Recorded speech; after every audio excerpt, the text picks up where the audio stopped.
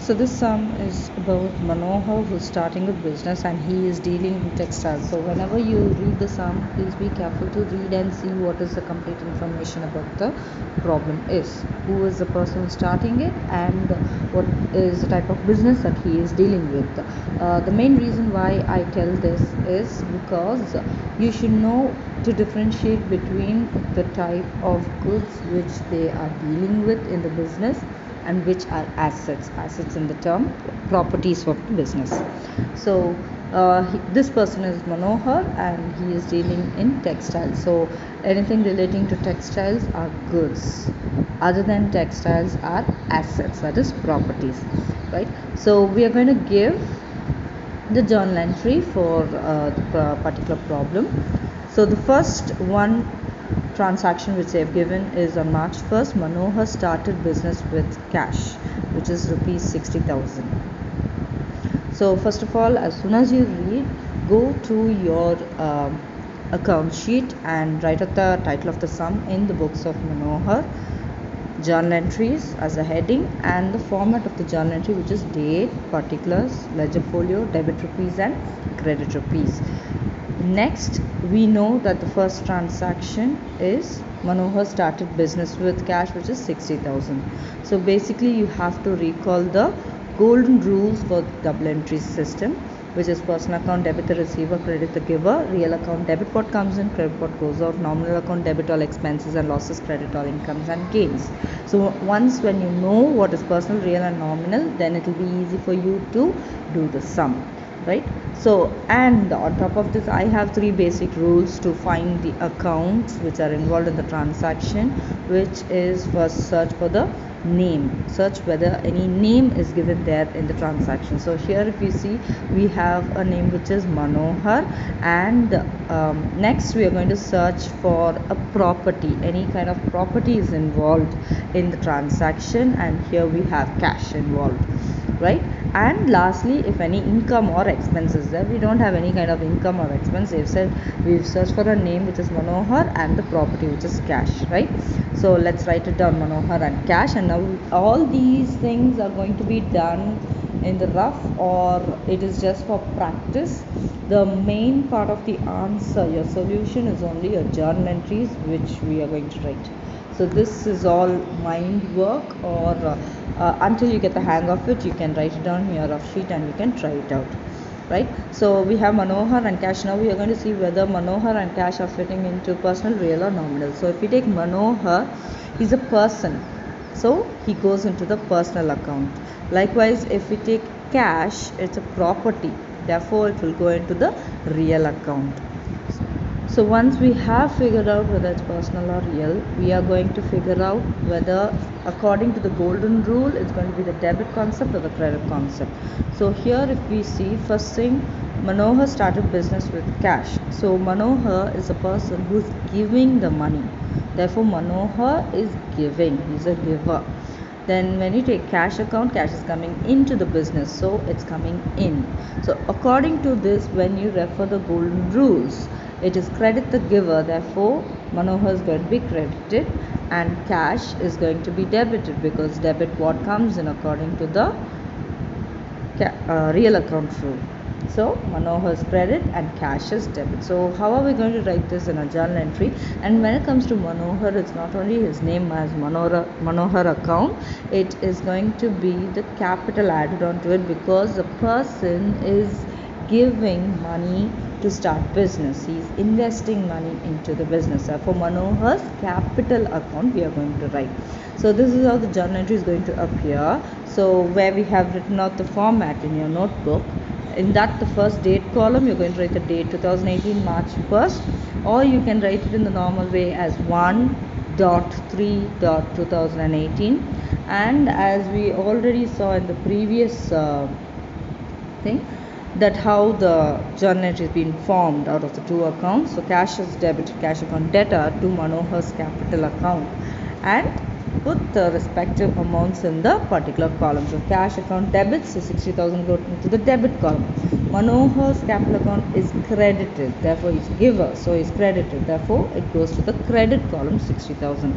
And to finish the journal entry, you must give a narration which explains what is happening in the transaction. So they started business with cash, so that's what is going to be the narration. So let's move on to the next one. So the next one is purchase furniture for cash. So again, recall your golden rules and the three concepts where you have to search for the name, property, or any kind of incomes or expense. So first here, there's no name involved. Next I'm going to search for the property. Yes, a furniture is involved here and cash is involved here. So we got furniture and the cash involved over here. No incomes or expenses are there. So furniture and cash. So both of them are relating to one particular account which is called as a real account, which deals with properties, right? So both of them are going to be real account. Next in track we have to see which is in and which is out. So if you see, they're purchasing furniture, so technically furniture is coming into the business, and for purchasing the furniture you're going to pay through cash, therefore cash is going out of the business. So according to the golden rule, debit what comes in, so furniture is going to be debited, and credit what goes out, so cash is going to be credited. So now going back to your solution, your journal entry, so you need not repeat again as March 2, you can just put the date as 2, and you can write furniture account data to cash account as previously discussed, and then write the amount in the amount column with the narration as furniture purchased for cash, showing that what is happening in the transaction. So moving on to the next one we have is bought goods for cash. So they have purchased goods for cash and they have clearly mentioned that it is goods, right? So recalling our golden rules and the three concepts where you can search for the name, property, and income or expenses. So here there is no name involved, and there are two type of things which are involved. There is property which is involved, which is goods and cash. So here please keep in mind, when you refer to goods, you can never write goods account debtor in your journal entry. You will never mention goods anywhere. Either it will be mentioned as stock when you're opening and closing your business accounts, or it will be mentioned according to the activity of what it is being performed with. So when you purchase goods, bought goods, then purchases is going to be the activity, therefore purchases account we are going to use. When you sell goods, it's going to be sales account. So here for now I've written goods for your reference, and in the brackets purchases, and then we have cash account, right? So both of it, as discussed earlier, it was real account. So both of them are real accounts, so we're going to see which is coming in and which is going out. So when you purchase goods, goods are coming into the business, and when you purchase something, you pay through cash, so cash is going out of the business. So according to that debit what comes in, so purchases account is going to be debited and cash account is going to be credited. So moving to our journal entry, so continuing below, the next entry is number 3 on the 3rd March, purchase account data to cash account and the respective amount in the debit and credit columns, and below that is a narration which is purchase goods for cash. Next, moving on to the next transaction, which is bought goods from Kamalesh on credit. So here credit means it's not the credit card which you use. Credit means doing an activity, doing a transaction without the involvement of money. So they promise to pay the amount at a future date. They are not going to settle the value at the present time. So they are buying, that is this person Manohar is buying from Kamalesh goods, and he's going to settle the 15,000 at a later date. So in this transaction no money is involved, so no cash account is going to be written. So again, recalling our golden rules and our concept of searching for names and property and incomes and expenses. First thing, we've got a name which is Kamalesh, and we got a property which is goods. So let's write it down, and again here we are not going to use the word goods in the journal entry, therefore the activity which has been done is purchases. So now we are going to see what are the accounts relating to this, which is goods fall under or purchases fall under real account, and Kamalesh is a person, therefore he comes under the personal account. For the fact that goods can also be considered as nominal account because you are spending money, you are incurring an expense if you're purchasing, and you're incurring an income when you sell goods. Therefore, you can also consider at nominal, but personally for me it's kind of confusing. So I go ahead with real account, which is very easy. You purchase goods, goods are coming inside, and when you sell goods, goods are going out. So it's kind of easy to understand which is in and out, or debit or credit concept, whereas nominal is taking goods, purchasing of goods or sale of goods as nominal account is kind of confusing. So I don't adapt to that, right? And part of this is just a working note, or it's just mind calculation. It's not going to go into the actual solution. So that's right. So here the goods are coming inside, therefore in, and Kamlesh is the person to whom we have to pay, to give to him. So debit what comes in and credit the giver. So you're going to debit the purchases and credit Kamalesh account. So let's get back to our journal page where we write down the date as 6, purchases account debtor to Kamalesh account, which is 15,000, and the narration for it, which is purchase goods on credit from Kamalesh. When you run out of space, you can always start the format in the next page and continue it, right? So next we are moving on into the next journal entry, which is sold goods for cash for rupees 28,000. So here if you see, the golden rules are recalled, and our three concepts of name, property and income or expense is going to be followed up. So here we have no name. Secondly, we are searching for properties. We have two things, which is goods and cash. So we're going to write it down. We don't have any income or expenses, so we're going to write it down. And here we are going to use sales over there, because for goods we are going to use sales because we are selling the goods to someone for cash. So we're going to use sales account, and both of them are relating to the real account. So you're just going to see whether it's in or out in the golden rules. So when you sell goods, goods actually go out and money comes into the business. So goods are out and cash is in. So according to the golden rules, debit what comes in. So cash is going to be debited and goods are going to be credited. So let's go to the journal and see how it has been done. So the date is 8 and cash account debtor to sales account, and the amount in the amount column, which is 28,000, and the narration for it, sold goods for cash. In the sense you're not able to frame your own narration, you can always copy the narration from the journal entries. So next, moving on to the next transaction, we have sold goods to Hari on credit rupees 10,000. So here, recalling the golden rules and our three concepts of searching things, we can search for a name. Hari is there, and property, goods are there, no incomes or expenses involved. So goods and Hari, let's write it down. And here for goods we are going to use the sales account because we are selling goods. The activity performed relating to goods is sales, so we're going to sell goods over there. So both goods are relating to the real account and Hari relates to the personal account. So according to the golden rule, what is coming in and who's giving and receiving, goods are being sold, therefore they are going out of the business, and Hari is the person from whom we are going to receive the money, because this is done on credit basis, so cash is not immediately settled here.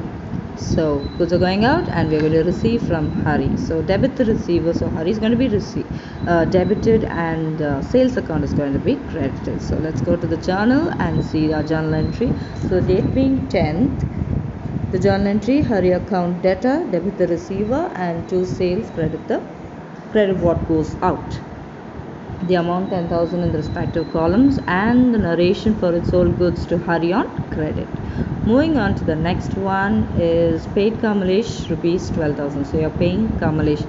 Here they have not mentioned whether you are going to settle his account, so we are not going to be bothered about settling his account, because previously, when you look at the previous transaction, we purchased from Kamalesh at a higher rate, and now we are giving him only 12,000. So but we are not going to bother about any discounts over here because we are not going to settle his account. So again, the golden rules and search history, So we are going to search for the name. Yes, Kamlesh is there.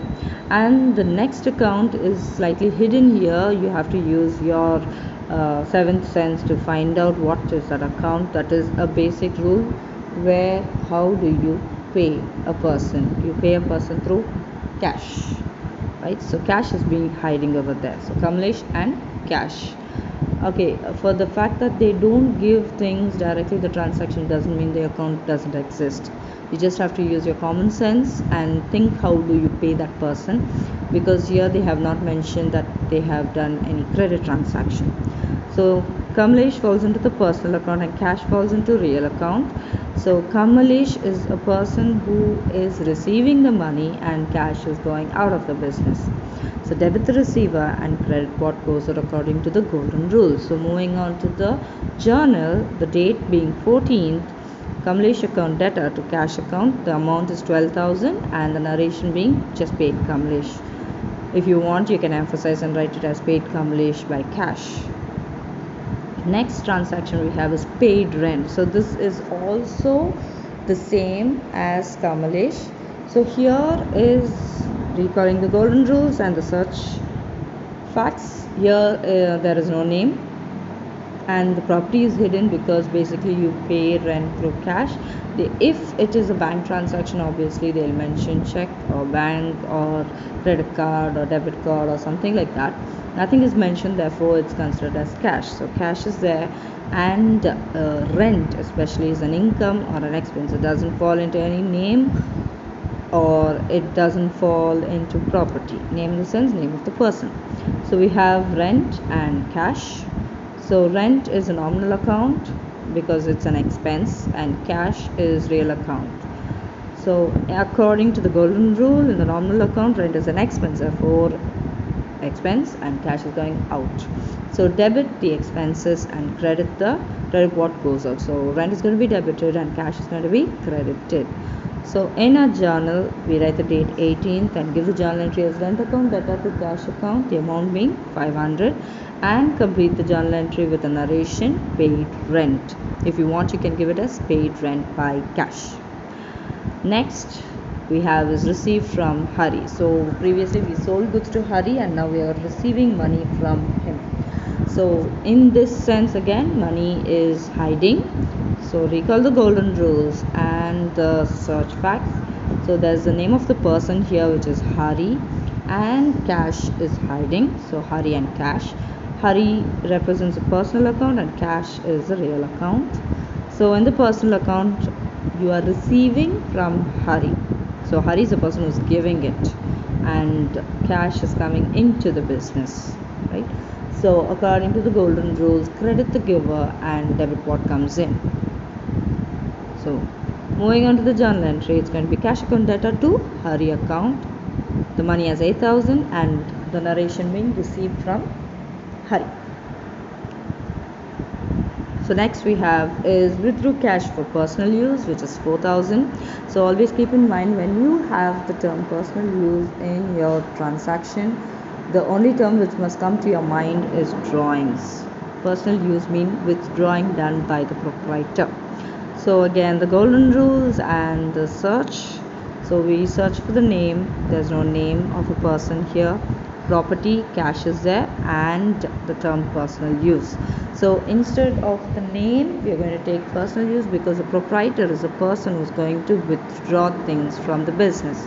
So instead of personal use, you cannot use personal use account in your accounts in the journal. So we are going to use the term drawings. So who is withdrawing it? The proprietor. So drawings also falls into the personal account and cash falls into real account.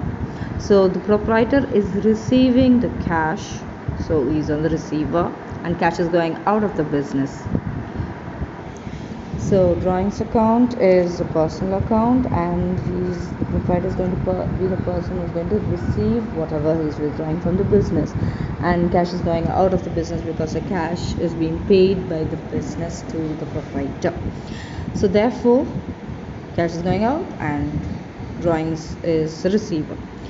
So according to the golden rules, debit the receiver and credit what goes out. So moving on to the journal entry, it's going to be drawings account debtor to cash account, 4,000. So withdraw cash for personal use.